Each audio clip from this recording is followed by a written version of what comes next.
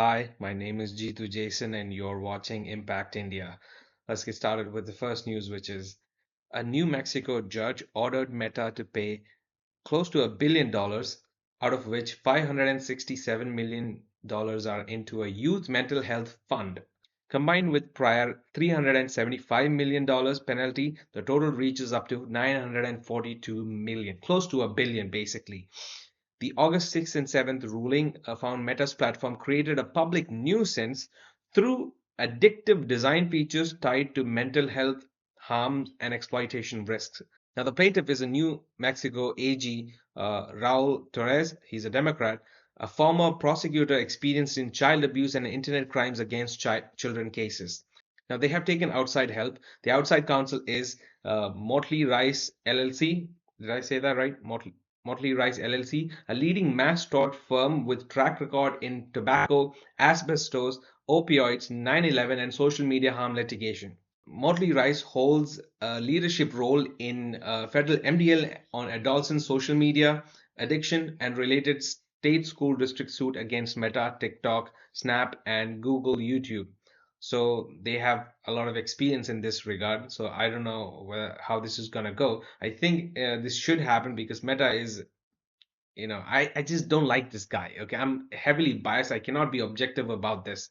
So anything against Meta, I am for it. Okay, let's move on to the next news, which is China claims 55,000 generative AI startups. That's a lot of startups, fueling talk on an ecosystem far larger than the West. Now, hold on a minute.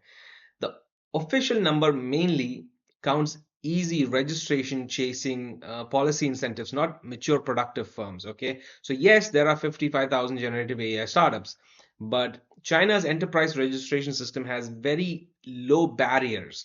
Many are micro enterprises, shell companies, one person operations, or opportunistic filing chasing subsidies, tax breaks, free cheap space, computer vouchers, and local future industry quotas. So that's where this 55,000 number actually comes from. It's not serious businesses, it's just volume for the sake of volume. Real activity is much smaller or concentrated around less than 5,000 or 6,000 recognized core AI companies overall, which is 15% of global total, which is still a huge number. Now, meaningful generative AI specialists numbers is in the few hundreds. It's like a few hundred companies, not 50,000. Okay, obviously. Because if it were, that would be in China would be the leading country on planet Earth when it comes to AI, which is not the case as of now.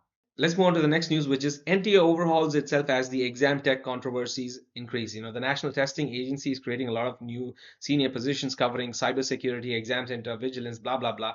But what you don't understand, what they're not telling you is that it has operated more like a coordinator of contractors as opposed to a robust in-house testing body.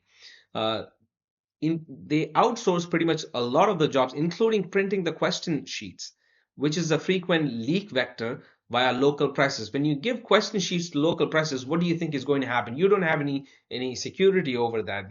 It's obviously going to leak. You need to bring the printing in-house, which they have the money for. There's a lot of money sitting idle with them through exam fees and all of that, but they're not using it to actually build printing presses that could print the actual question papers. I mean, I thought we would have figured this out by now, but apparently this is not common sense is not common anymore. Now, there are some tender language has permitted successful bidders to subcontractors without prior NTA consent, which means the another problem is that there's no national blacklist. The blacklists are local. So if NTA blacklists an agency or a contractor in one state or one department, it can go work for another department in another state. So blacklist or controversial firms like Equity or for CBT contracts, despite prior issues, SAT, VAT, Infosol blacklisted by NTA itself over false declarations yet active elsewhere in the agency, have obtained or retained work across agencies or states because of fragmented non-national blacklisting. A parliamentary panel recommended to change that, obviously, so that might change now, but this wasn't done up until now, which means a blacklisted agency could still work for NTA, in some other state or some other department. So that is what is going on. That is why the leaks happen. It's because The printing is done by some third party, and even when you're blacklisted, you can still work for some other state. So obviously, paper leaks are the natural result of that. Anyway, that is it for today. I will see you in the next one. Until next time, bye.